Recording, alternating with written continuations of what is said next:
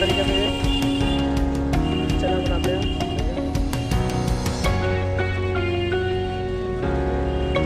कब से बेच रहे हैं आप?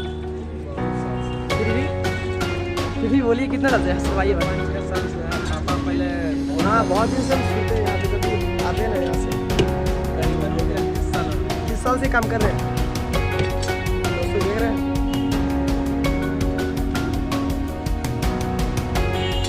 काम कोई भी परिवार 30 साल से करते आ रहे हैं।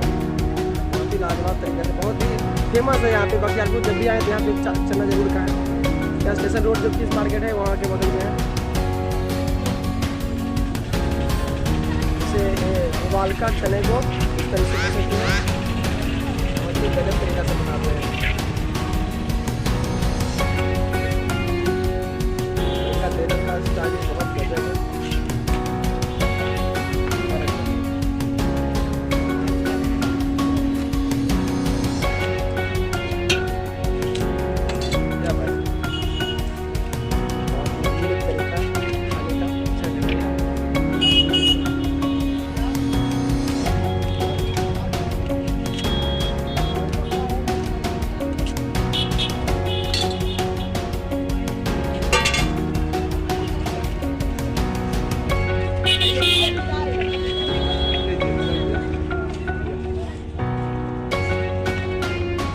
सर देखते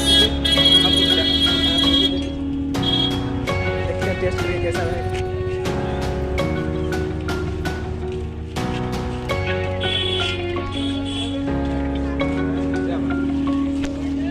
तो ये देखिए, बहुत ही देखने में तो लाजवाब लग रहा है।